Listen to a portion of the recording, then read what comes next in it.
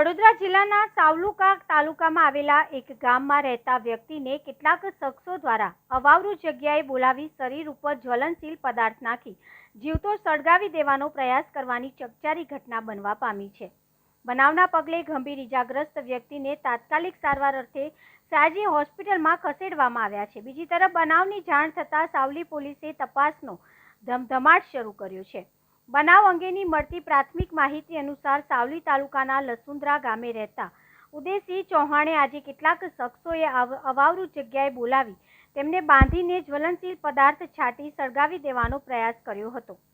આ મામલે સયાજી હોસ્પિટલ ખાતે પહોંચેલા તેમના પરિવારજનોએ આક્ષેપ કર્યો છે કે ઉદયસિંહ આગામી ગ્રામ્ય પંચાયતની ચૂંટણીમાં સરપંચના સભ્યપદના ઉમેદવાર માટે ફોર્મ ભર્યું તેની રીસ રાખી કેટલાક શખ્સોએ તેમની ઉપર ડીઝલ જેવું જ્વલનશીલ પદાર્થ નાખી જીવતા સળગાવી દેવાનો પ્રયાસ કર્યો હતો।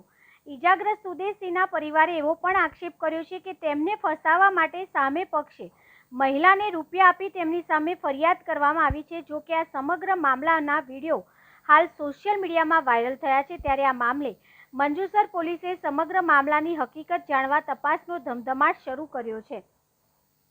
આ સમગ્ર ઘટના કયા કારણસર બની અને શા માટે ઉદયસિંહ ઉપર જ્વલનશીલ પદાર્થો નાખી તેમને જીવતા સળગાવી દેવાનો પ્રયાસ કરાયો તે પોલીસ તપાસ બાદ જ ચોક્કસ માલુમ પડશે।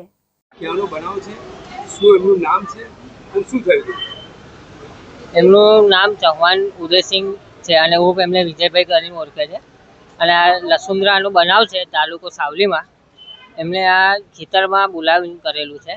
ખેતરમાં એમને પેટ્રોલ નાખીને સળગાવેલું। કેમ, શું કારણ? કારણ આજના માહોલ ઇલેક્શનનું ચાલે, રાજનીતિનો ચાલે છે, એમાં એ સભ્યમાં ફોર્મ પણ ભરવાના હતા અને આ એ નામ પણ એમને બોલતેલા પણ ત્યાં, ત્યારે હું ત્યાં પહોંચ્યો તો મેં વિડીયો ઉતારીને એમને પૂછ્યું છે કે શું થયું શું નહીં, તો એમને મને એ ડિટેલ આપી કે આરીફ ને સમીર એ બધું બોલ્યા છે, સમીર ઓરાને બધું, અને કંઈક પેલું મને સળગાયા પછી પથરા મારેલા છે એવું કીધું છે એમને। અને બચાવવામાં દોટ તો મારી જ છે, કપડાં નાખીને જે સાડી હતી ને જે એમને ઓઢાઈને જે સળગાયેલા એ પણ ફેંકેલું છે, એ પણ ત્યાં ન્યૂઝવાળા આવેલા એમને પણ કવર કર્યું છે અને એ ઘસડાતા એમને સેફટી માટે જેટલું થયું એટલું ગયા, પછી અમે ગયા તો પડી રહ્યા હતા। મારું ચૌહાણ ફૈજાન સબ્બીરભાઈ।